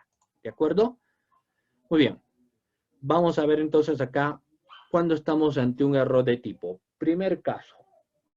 Yo no sé si esto con el doctor Almanza han visto ustedes el caso del oso, por ejemplo. ¿Cierto? Me imagino que ustedes han visto en las clases anteriores que han estado teniendo con el doctor Almanza, no sé si él les ha mencionado este caso del oso. En el caso, les mencionó, estimados participantes, el doctor Almanza sobre el caso del oso. Les contó, porque es un casito que suele decirlo casi siempre el doctor, la cuestión del caso del oso. Ya, yo les voy a decir entonces esta historia del caso del oso. ¿En qué consistía esta historia del caso del oso? Dos amigos que se iban a ir de casa. Cuando hablamos esa situación, reitero nuevamente, cuando hablamos ese criterio, vamos a señalar el siguiente aspecto. ¿De acuerdo? Vamos a señalar el siguiente aspecto. Miren, ¿qué es lo que nosotros vamos a evidenciar en ese caso en concreto? ¿Qué es lo que nosotros vamos a encontrar técnicamente hablando? Lo siguiente. Miren. Cuando nosotros empezamos señalando el error de tipo, pueden ser de dos formas. ¿Cuáles serán las dos formas del error de tipo? Uno que es de carácter vencible o invencible. Eso es algo que sí debe quedar siempre claro cuando hablamos del error de tipo. El error de tipo puede ser un error de tipo vencible o un error de tipo invencible. Y hemos señalado cuando es un error de tipo vencible, el delito subsiste siendo la responsabilidad a título de culpa. O sea, la persona, si es un error de tipo de carácter vencible que él pudo prever, entonces el error ya no será doloso, pero estaremos ante una situación de culpa. Pero cuando el error es de tipo invencible, se excluye de cualquier tipo de responsabilidad a la gente, sea una responsabilidad dolosa o una responsabilidad de carácter culposa. Entonces, la diferencia entre ambos errores dista de la posibilidad de superar el error con la debida diligencia. Superar reiteradamente el error que estoy señalando con la debida diligencia. ¿De acuerdo? Muy bien. Entonces, vayamos acá. ¿Cuál era el caso del oso que yo estaba señalando? En el caso del oso, uno evidenciaba lo siguiente. Eran dos amigos que se fueron de casa, se fueron al bosque para cazar un oso. pero en el camino ambos deciden irse por rumbos diferentes. El sujeto A se va por el margen derecho y el sujeto B se va por el margen izquierdo. Reiteradamente, el sujeto A se va por el margen derecho y el sujeto B se va por el margen izquierdo. Así se van. Pero el sujeto A va por el margen derecho y escucha unos ruidos en los arbustos. Escucha unos ruidos en los arbustos y dice, mira, debe ser un oso. Debe ser un oso. Y lo que hace es disparar a los arbustos, porque no ve el oso. No ve el oso, sino que dispara a los arbustos, da 3 disparos y cuando se acerca se da cuenta de que no era un oso, sino que era su amigo. Reiteradamente, no era un oso, sino era su amigo. ¿Cierto? Entonces, cuando evidenciamos, por ejemplo, esta situación, cuando evidenciamos este contexto, ¿qué es lo que nosotros podríamos evidenciar en ese caso en particular? ¿Estaremos ante un error de tipo? Y si es un error de tipo, yo creo que la mayoría sí podría decir, mira, estamos ante un error de tipo porque lo que fueron es a cazar osos y la persona que realizó el disparo a los arbustos no creyó pues que era el sujeto B, sino él ha creído que era un oso y él por eso realizó disparos. Pero la gran pregunta es, ¿nos encontraremos ahí ante un error de tipo vencible o un error de tipo invencible? ¿Qué error de tipo nos encontraremos? Reiteradamente, ¿será un error de tipo vencible o un error de tipo invencible? Porque si decimos un error de tipo vencible, esta persona responderá por culpa. Será responsable por culpa. Pero si decimos estamos ante un error de tipo invencible, se le excluye de todo tipo de responsabilidad dolosa y culposa. Reiteradamente, se le excluye de todo tipo de responsabilidad que puede ser una responsabilidad dolosa o puede ser una responsabilidad culposa, pero existe una exclusión total. ¿Cierto? O sea, vamos a ver varias cuestiones. O sea, Mike me dice que es vencible. ¿Podría ser vencible? Es una posibilidad. O sea, si hablamos que un error de tipo podría ser vencible, sí. Es una posibilidad de que podemos estar ante un error de tipo de carácter vencible. ¿Por qué? Porque la persona no vio que era un oso, escuchó unos ruidos y posiblemente podría haber aguantado pues la situación y no haber disparado. Si hubiese evidenciado un oso, hubiese disparado. Es entendible ello. Pero si yo agrego algo más a la narración de los hechos que estoy señalando, o sea, agrego unos párrafos más para ver si acá la situación cambia o no cambia un poco. Pongamos como ejemplo que el sujeto B es el que lleva al sujeto A para cazar un oso. O sea, el sujeto B es el que lleva al sujeto A para que puedan cazar un oso. ¿De acuerdo? Para que puedan cazar un oso. Y el sujeto B le da, previo a ingresar al bosque, una serie de indicaciones. Dentro de las indicaciones le dice, por ejemplo, ¿sabes qué? Acá en este bosque hay muchos osos y si usted escuchas un ruido, lo que vas a hacer es disparar. Reiteradamente, si escuchas un ruido, lo que vas a hacer es disparar. No solamente 1, 2, 3, sino 4 veces, porque los osos son traicioneros. O sea, sujeto B es el que le dice eso al sujeto A. Entonces ahí estaremos ante un error de tipo, sí, pero vayamos. ¿Será un error de tipo vencible o invencible? ¿Qué error de tipo será? ¿Un error de tipo vencible o un error de tipo invencible? Ahí las situaciones ya cambian un poco. Así que nosotros podemos evidenciar. Ahí las situaciones ya van cambiando un poco. ¿Por qué? ¿Por qué estas circunstancias van cambiando un poco? Porque acá ya le da la indicación el sujeto B, que es el que le lleva al sujeto A, que cuando escucha un ruido de disparos. Entonces él evidentemente acata o hace caso a lo que le indican. Y a consecuencia de ello, pues realiza los disparos existentes. Entonces estamos ahí ante un error de tipo sí, pero será un error de tipo invencible. Entonces esta persona no será ni responsable, no habrá una culpabilidad ni de forma dolosa, ni de forma culposa. O sea, no encontraremos esta responsabilidad ni por dolo, ni tampoco una responsabilidad por culpa. ¿De acuerdo? Muy bien. Siguiente.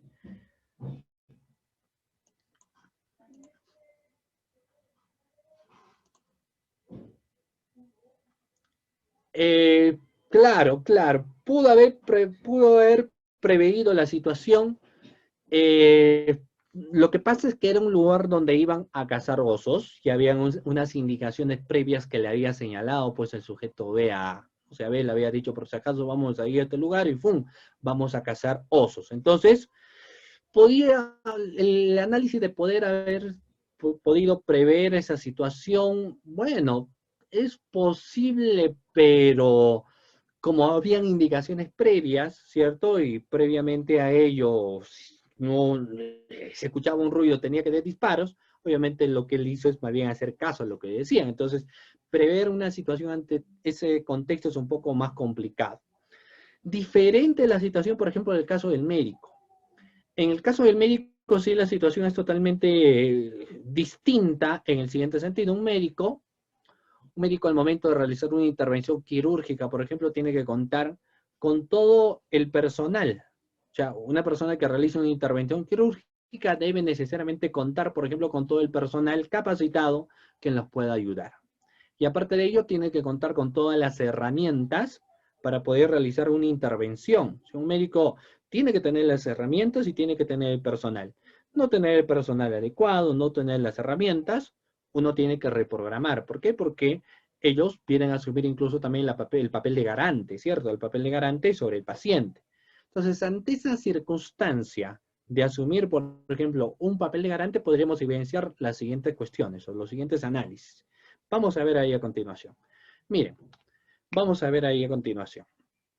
¿Qué es lo que nosotros podríamos evidenciar? ¿Qué es lo que nosotros podríamos evidenciar? Si el médico realiza una intervención y se da cuenta que no tiene las herramientas necesarias, él puede confiarse en su experiencia, puede confiarse en sus conocimientos y puede confiarse quizás, porque en anteriores ocasiones ha realizado también intervenciones sin contar con las herramientas necesarias, pero no hubo ningún problema, realizó las intervenciones y fueron exitosas, dicho sea de paso, y se confía de esta situación. Se confía en esta situación. Y por ende, realiza la intervención quirúrgica. ¿Y cuál es el resultado? Producto de la intervención quirúrgica, su paciente termina falleciendo. Su paciente termina muriendo. Entonces, en ese caso, el médico sí podía haber preveído el resultado pues como posible. O sea, el médico sí podía haber preveído el resultado y haber dicho, por ejemplo, que acá se ha suscitado esta situación, que no tenemos el personal, no tenemos el equipo médico y por ende no realiza una intervención. Entonces, ¿podría haber preveído ese resultado? Obviamente que sí. Y no lo hizo. Y realizó la intervención y la consecuencia fue el fallecimiento, por ejemplo, del paciente. Entonces, ahí sí nos encontramos pues ante una facultad que el médico actúa, obviamente también por un caso del dolo, dolo eventual. Volvamos a la anterior diapositiva. O sea, sí actúa con un tema de dolo, y un dolo que podría él, evidentemente, haberlo preveído, y si es que él suspendía la operación, no se hubiese dado el resultado lesivo. O sea, no se hubiese dado este resultado final. ¿De acuerdo? Muy bien. Sin embargo, también existen, siguiente diapositiva, algunas causas de exculpación respecto a los temas de culpabilidad. Existen las causas de culpación. ¿Y cuáles son? Contra la imputabilidad tenemos minoría de edad.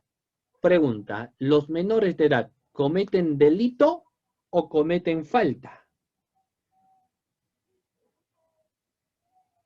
¿Los menores de edad, estimados doctores, cometen delito o cometen falta? Obviamente, de manera unánime diríamos que los menores de edad no cometen delito, sino que los menores de edad lo que cometen vienen a ser faltas. ¿Cierto? Los menores de edad no cometen delito, sino los menores de edad cometerían falta. ¿De acuerdo? Los menores de edad cometerían falta. Entonces, ellos serían los infractores. Claro, ellos serían los infractores, cometerían faltas. Entonces, cuando estamos ante una causa de culpación, la minoría de edad. También cuando nos encontramos ante una causa de culpación, la anomalía psíquica. Entonces, la anomalía psíquica hace relación a la presencia de procesos psíquicos patológicos y responden a una lesión en el cerebro por lo general. Una lesión en el cerebro en general, unas psicosis traumáticas, unas infecciones tóxicamente condicionadas para que estos puedan realizar un comportamiento contrario a norma. ¿De acuerdo? Infecciones tóxicamente condicionadas para que estos puedan realizar un comportamiento contrario a norma.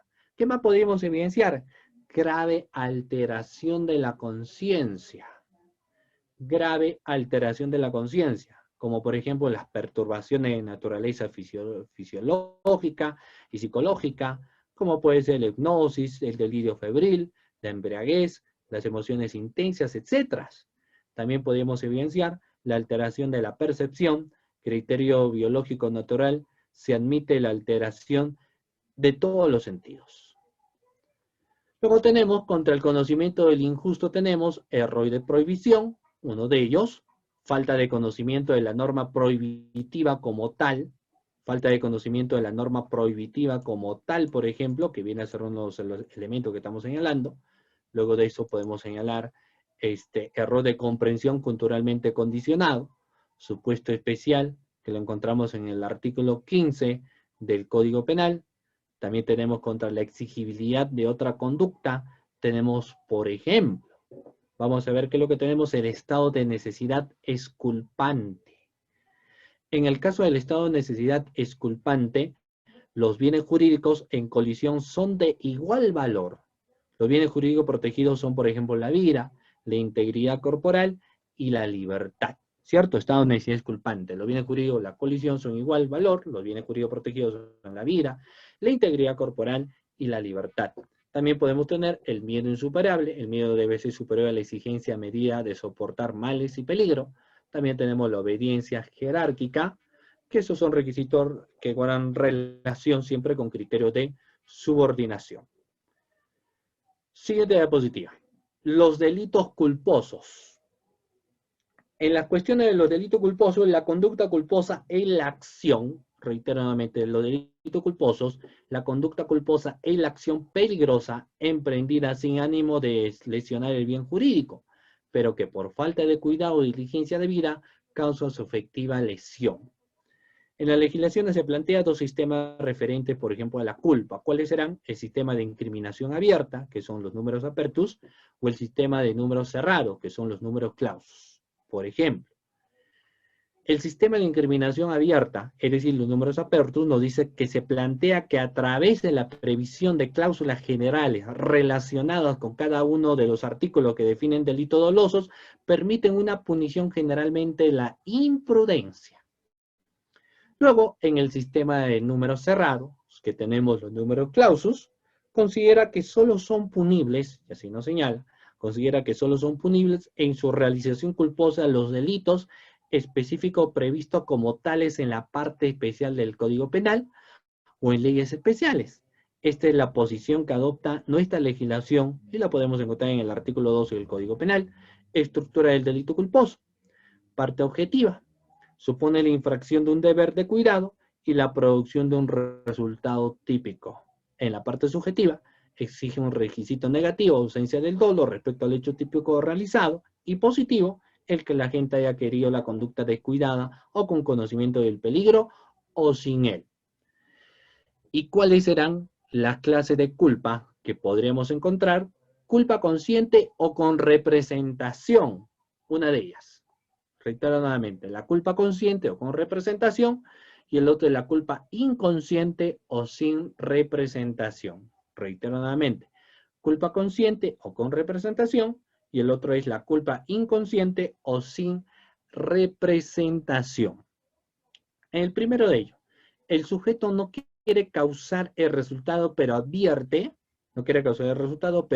la posibilidad que éste se produzca, pero confía en que no sea así.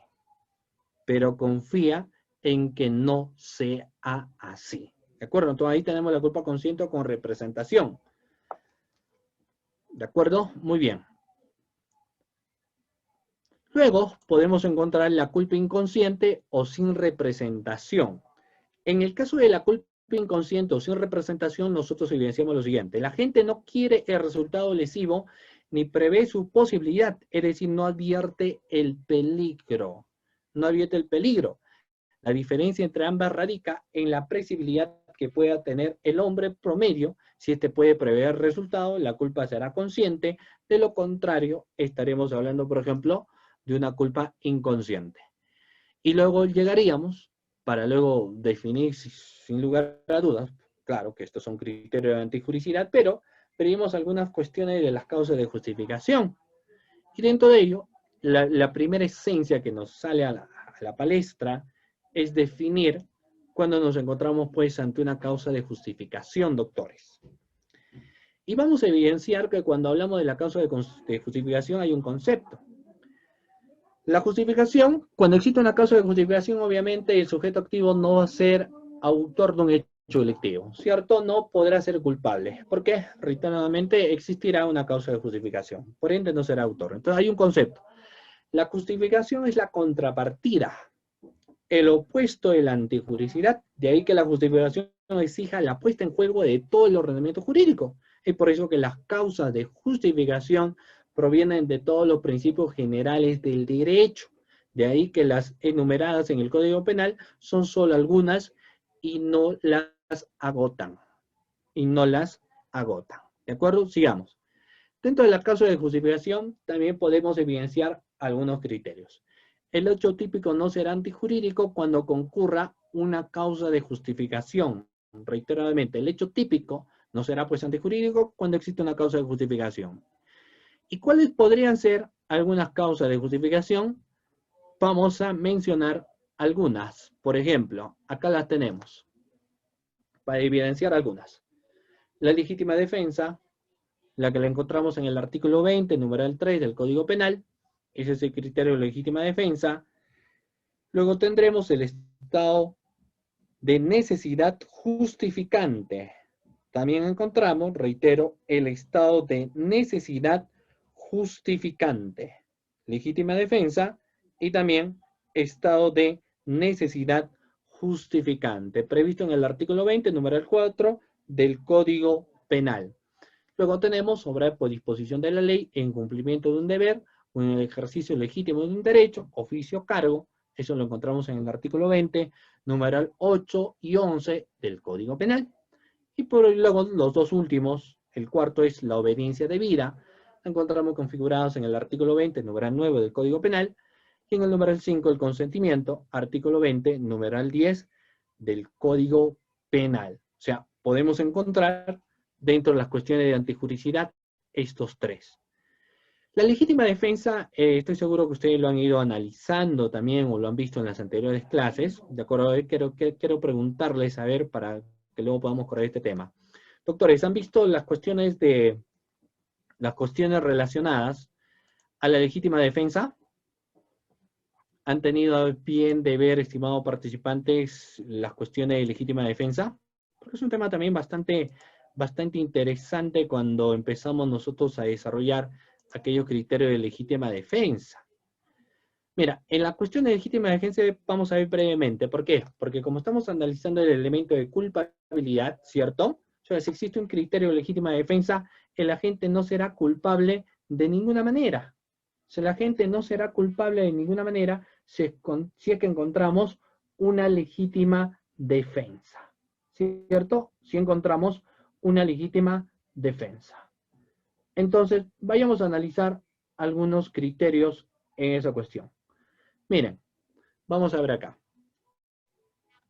La legítima defensa, doctores, es un supuesto en el que se levanta la antijuricidad a la conducta. Primer requisito, que la persona que alegue la legítima defensa debe ser objeto de una agresión. Porque no podría yo señalar que actúe en legítima defensa si que previamente a ello yo no he recibido ningún tipo de agresión. Pues, o sea, solamente respondemos a estas situaciones cuando actuamos en legítima defensa. Ahora, la agresión ilegítima lleva a que la persona víctima, el ordenamiento jurídico le autorice que pueda repeler o impedir siempre o cuando el sujeto emplee un medio racional, el cual debe establecerse en cada caso en concreto. ¿Cuál es el segundo requisito? Se permite repeler o impedir la agresión. Si el medio en ese caso era el adecuado para repeler o impedir la agresión, en el momento en que la persona actúa bajo la legítima defensa, se le debe estar vulnerando o poniendo en riesgo su bien jurídico protegido. Su bien jurídico protegido. Es lo que nosotros podemos evidenciar en esas cuestiones. Hace un tiempo atrás, todavía era una exigencia, o sea, como requisito, era una exigencia, por ejemplo, estimados doctores, evidenciar lo siguiente. ¿Cuál era la exigencia? La exigencia fundamental era, por ejemplo, de que tenía que existir el tema de la proporcionalidad. O sea, para alegar cuestiones de legítima defensa, teníamos que encontrarnos ante un acontecimiento donde era necesario la existencia de la proporcionalidad. ¿Qué significaba? Que si alguien me atacaba con cuchillo, para que sea legítima defensa, yo tenía que atacarlo con cuchillo. Y si le ocasionaba la muerte, pues bueno, nos encontramos ante un margen de proporcionalidad. Si es que alguien utilizaba arma y yo repelaba este ataque también con arma, ahí sí nos encontramos ante legítima defensa, por ejemplo, porque era un tema de proporcionalidad. Si alguien me atacaba, por ejemplo, llamémoslo ahí con un lápiz, tenía que repeler la agresión con un lápiz, o sea, tenía que existir la proporcionalidad. Y esto era bastante complicado porque muchas personas, a pesar de que existía una causa de justificación, eran investigadas, acusadas e incluso muchas sentenciadas. ¿Por qué? Porque no había la proporcionalidad. O sea, si alguien venía con una pistola, ¿cierto? O venía, por ejemplo, a atacarlo con un cuchillo y tú sacabas una pistola y lo matabas, decían, no, esto no ha sido proporcional y por ende esa era la situación. Entonces, la legítima defensa finalmente hoy no nos habla ya de criterio de proporcionalidad, sino nos habla que cuando nos encontramos ante una situación donde se vea en peligro nuestro bien jurídico tutelado, nuestra integridad, podemos acudir a la legítima defensa. Ahora, hay un tercer requisito. El sujeto que alega la legítima defensa no tiene que haber provocado la agresión. Eso es importante que señalar. La persona que alega legítima defensa no tiene que provocar de ninguna manera la agresión. La agresión. ¿De acuerdo? ¿Por qué? Porque, ¿qué sucedería si la persona realiza la agresión? Si la persona realiza la agresión, la situación es totalmente diferente. Porque va ocasionando una circunstancia, va provocando una circunstancia. Entonces, si provoca una circunstancia, provoca un acontecimiento, no podría alegar legítima defensa. Ese es un tercer requisito. También, si concurren los tres requisitos que hemos señalado anteriormente, como lo mencionamos previamente, se trata de una justificación perfecta y en este caso no habrá de ninguna manera una sanción penal en el agente. Sin embargo, cuando no concurre alguno de estos requisitos o solo concurren dos, se trata de una justificación imperfecta. En este caso solo servirá para atenuar la pena, pero no para eximirla, pero sí para atenuar la pena. Se la sancionará en este caso con una pena que necesariamente, obviamente va a tener que ser atenuada. Luego tenemos un estado de necesidad justificante. Y para analizar el estado de necesidad justificante, podemos señalar lo siguiente. O sea, reitero nuevamente, para mencionar el estado de necesidad justificante, podríamos nosotros mencionar algunos factores en ese caso en concreto. Ejemplo. Un estado de necesidad justificante se podría evidenciar de la siguiente manera. Cuando una persona observa que unos delincuentes van tras de él, que estos delincuentes lo persiguen a toda velocidad, lo lanzan piedras, llevan cuchillo y están por alcanzarlo. Ahí está este transeúnte. Este transeúnte empieza a correr lo más que pueda. Empieza a correr a una velocidad impresionante, pero igual él se da cuenta que se va a cansar y que estos delincuentes lo van a atrapar. Lo van a atrapar. Obviamente si lo atrapan, lo podrían golpear, lo podrían matar, etc. O sea, podría suceder varias cosas si es que dan con esta persona, ¿cierto? Pero ¿qué es lo que nosotros evidenciamos ahí? Esta persona, como sabe que lo pueden atrapar, lo que observa es que se encuentra una moto. Una moto. Entonces lo que dice, no, es mi vida. Y como es mi vida, agarro la moto y sube a la moto, arranca y se va del lugar. Esta persona logra escaparse del lugar. ¿De acuerdo? Logra huir del lugar. Los dueños de la moto salen, identifican a este sujeto, y lo que hacen es lo siguiente. Identifican a este sujeto y lo que hacen es denunciarlo a la fiscalía por el delito de robo. Lo denuncian por robo porque en su denuncia señalan no, que fue también con amenaza o alevosía, etc. ¿De acuerdo? La gran pregunta es ahí, por ejemplo, que tenemos dos bienes jurídicos tutelados en controversia. Un bien jurídico tutelado que es la vida y el otro bien jurídico tutelado que es el patrimonio. Reitero nuevamente, entonces ahí, por ejemplo, tenemos dos bienes jurídicos tutelados. El primer bien jurídico tutelado que viene a ser la vida y el otro bien jurídico tutelado que viene a ser el patrimonio. Reitero, dos bienes jurídicos tutelados, la vida y el bien jurídico tutelado que viene a ser el patrimonio. Dos bienes jurídicos tutelados. ¿Qué es lo que evidenciamos ahí? Pregunta, si tenemos en una balanza imaginaria la vida y por el otro lado tenemos el patrimonio, ¿cuál de los dos sopesa más? ¿La vida o el patrimonio? La vida, ¿cierto? Muy bien. Entonces, cuando hablamos, por ejemplo, de esa situación que viene a ser la vida, ahí nos encontraremos nosotros ante una circunstancia, ¿cierto?, de un estado de necesidad justificante. Ante una circunstancia de estado de necesidad justificante, ¿correcto? Claro, porque evidentemente fue la vida lo que nosotros hemos encontrado. Entonces, los estados de necesidad justificantes también nos van a permitir a nosotros no encontrarnos en una situación donde evidenciemos, por ejemplo, que una persona es culpable, ¿cierto? Que una persona es culpable.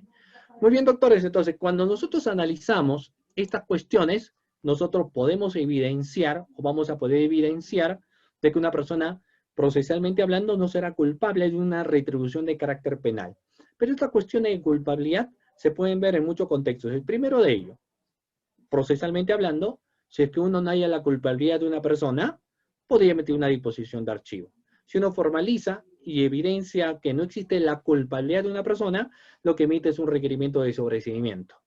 Pero si es que sí evidencia responsabilidad de una persona, finalmente puede pasar a una etapa intermedia y podríamos llegar a la etapa de juicio oral. Y el juez, a través de una sentencia firme, condenatoria, más allá de todo tipo de duda razonable existente, también podría darse cuenta de la siguiente situación. Es decir, podría decir lo siguiente: de acá no hallamos la culpabilidad. Entonces hemos visto que para criterios, a manera ya de conclusiones, para hallar la culpabilidad en el comportamiento de una persona, hay que evidenciar primero la parte de la subjetividad. Y en el análisis de subjetividad hay que ver si este agente actuó con dolo, es decir, conciencia o voluntad, o actuó con culpa, es decir, ha infringido un deber de cuidado, una posición de garante que él tenía. Si no evidenciamos dolo, no evidenciamos culpa, y evidenciamos la existencia de un estado de necesidad justificante, esta persona no podrá ser de ninguna manera reprochable penalmente hablando. De igual manera, cuando hablamos de las cuestiones de culpabilidad y se habla de la cuestión sobre todo del dolo, ¿cierto?, hay que ver si esta persona no es inimputable, es decir, un menor de edad, o que tenga algún tipo de anomalía psicológica por la cual realiza pues estos comportamientos, ¿de acuerdo? Entonces, finalmente, los criterios de culpabilidad van a determinar la responsabilidad de carácter penal de un agente, es decir, de un sujeto activo. Muy bien, estimados participantes, de esta manera llegamos a la parte final de la clase del día de hoy. Mi agradecimiento a Access Capacitación Ejecutiva, a cada uno de los participantes que han estado en esta sesión de clase, mi agradecimiento a cada uno de ustedes. Y mediante, pues, estaremos viéndonos, tenemos una sesión de clase que es de acá a unos, bueno, ahorita no recuerdo la fecha, pero vamos a estar volviéndonos a vernos en una próxima ocasión. Muchísimas gracias y Dios mediante, nos vemos en una próxima ocasión. Buenas noches.